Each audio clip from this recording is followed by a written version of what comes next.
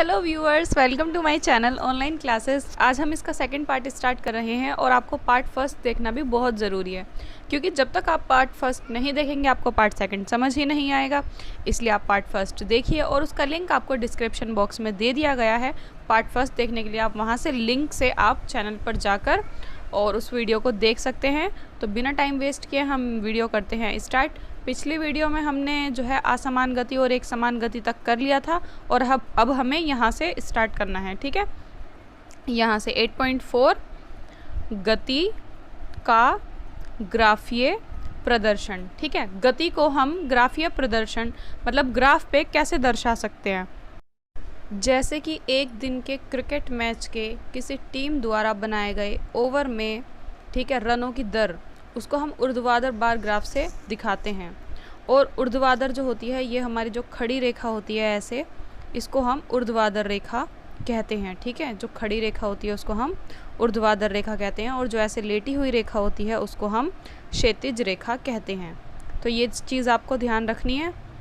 तो गति का ग्राफीय प्रदर्शन भी जो है वो कई प्रकार से होता है, जिसमें से एक प्रकार तो इसका ये वाला हो जाएगा।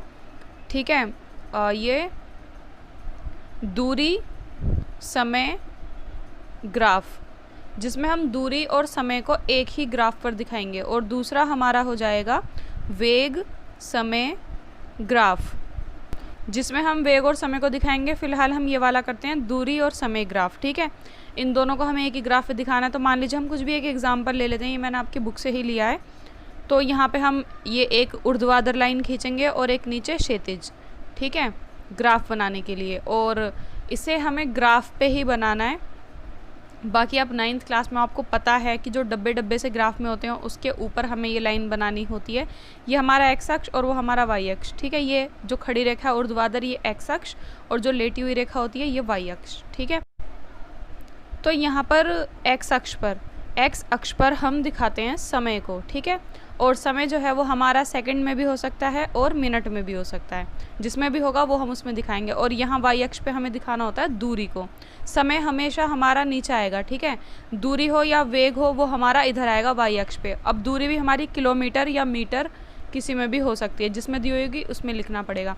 तो जैसे हम यहाँ पर ले लेते हैं कि दूरी हमारी ये है 30, 40, 50 तक ये हमने ले ली। ठीक है, और मान लीजिए समय हमें यहाँ पे जो है ये दिया हुआ है 40, 60। ठीक है, जैसे हमने ये 60 तक ले लिया तो ये जो है 20 मिनट पे 10 पे आती है। ठीक है, फिर जो है 40 मिनट पे 20 पे आती है और 60 मिनट पे जो है 30 पे आ जाती है। ठीक है, तो अब हम यहाँ से जो एक रेखा खींचेंगे, मतलब एक बिंदु से दूसरे बिंदु को मिलाएंगे, तो ये हमारी सीधी रेखा बन रही है ना। तो ये जो एक सीधी रेखा बन रही है तो ये हमारी कहलाएगी एक समान चाल। चल रहा है कि सीधी रेखा जा रही है, इसका मतलब जो भी वस्तु है वो सीधी जा रही है। जैसे कि हम अगर इस बिंदु को A मान लेते हैं और इस बिंदु को B मान लेते हैं और हमें यहाँ से दूरी और समय निकालना होगा, तो अगर हम इस बिंदु को नीचे तक मिलाएंगे, ठीक है, B को नीचे तक मिलाएंगे तो इससे हमारी, और A को यहाँ क्षैतिज रेखा में मिलाएंगे और ये C पॉइंट बन जाएगा। तो ये बीच में ये हमारा त्रिभुज बन जाएगा। इससे जो है हम, ये हमारी AC यहाँ से कितनी हो गई, AC हमारा समय है, क्योंकि नीचे हमारा ये समय है क्षैतिज रेखा में। तो यहाँ से जो हम इसी के साइड में हम समांतर रेखा लेंगे, ये हमारा समय अंतराल हो जाएगा AC।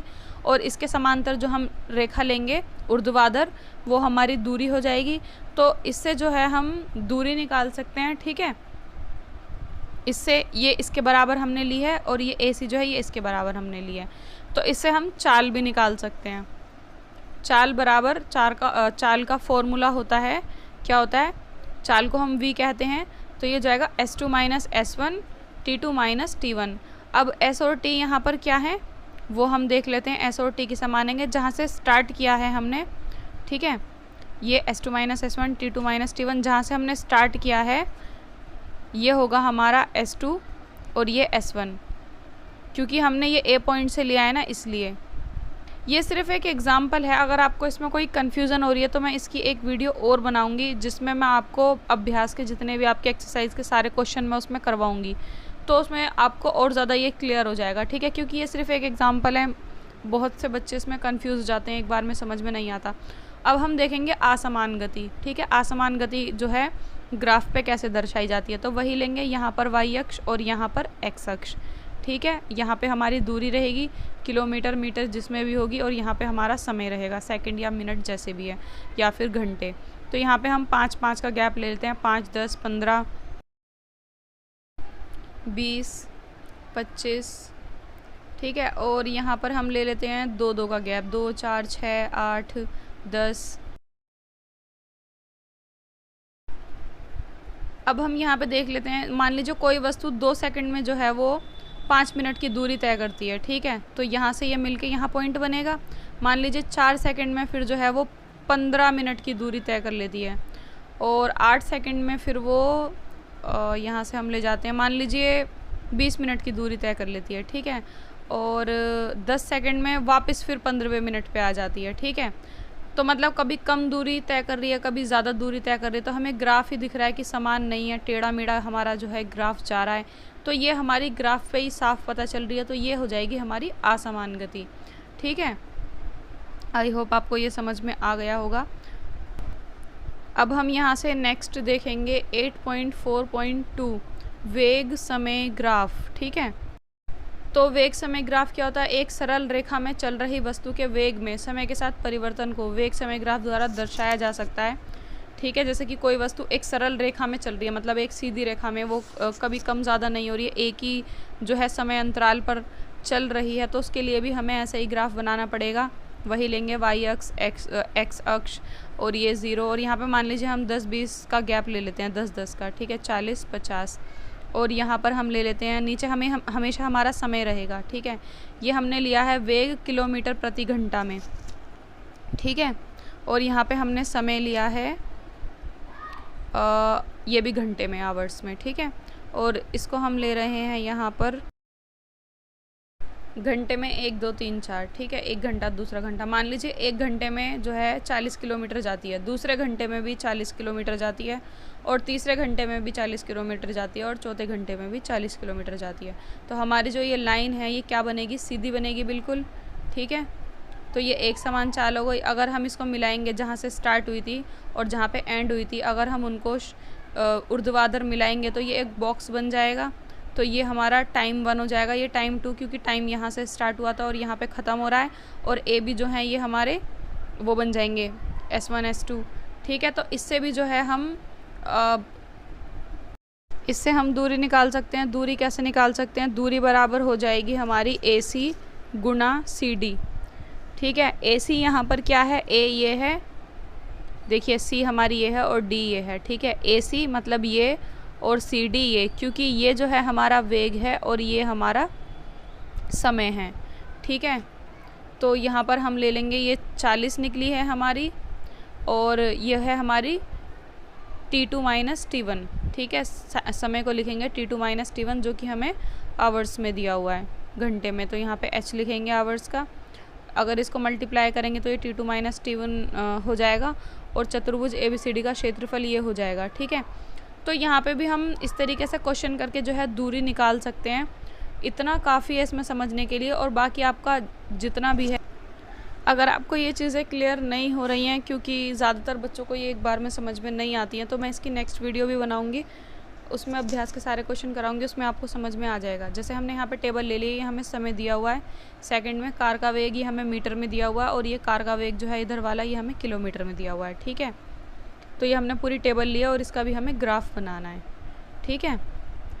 जैसे ज़ीरो पे तो ये 0 ही है सब कुछ।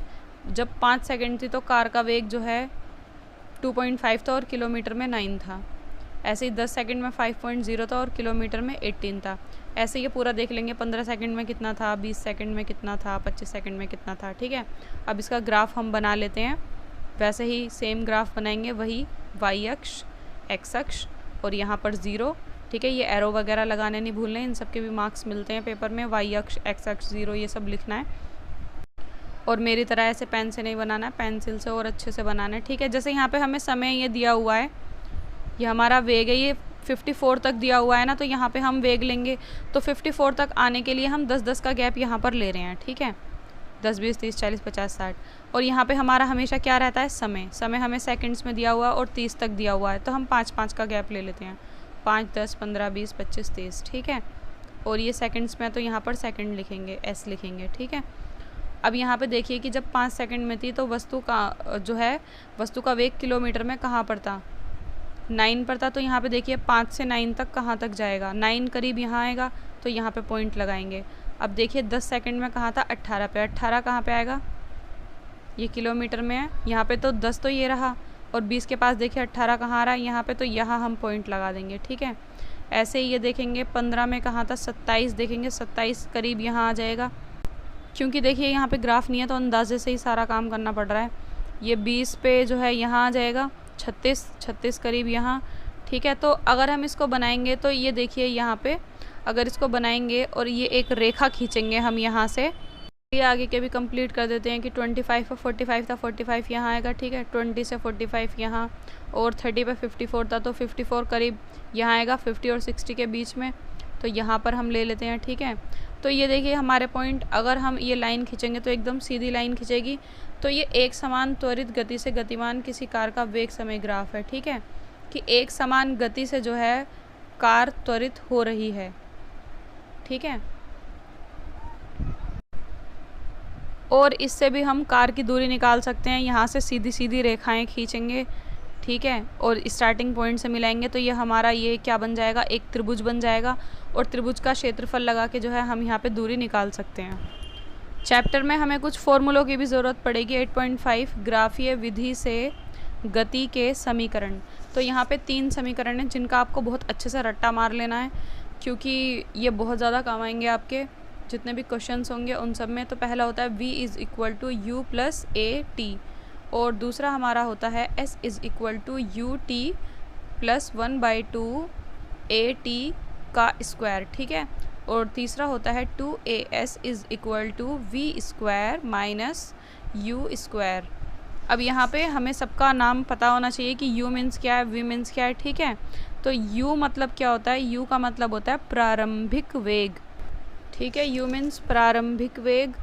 इसके बाद आता है हमारा v मीन्स होता है अंतिम वेग, t मीन्स होता है समय टाइम, और a मीन्स होता है त्वरण, और s मीन्स होता है दूरी। ठीक, तो ये सब आपको याद कर लेने हैं। जैसे कि मान लीजिए हमें v निकालना है, v मीन्स हमें अंतिम वेग निकालना है, और हमें u की वैल्यू पता है, a की वैल्यू पता है, t की वैल्यू पता है, तो हम ये वाला समीकरण लगा देंगे।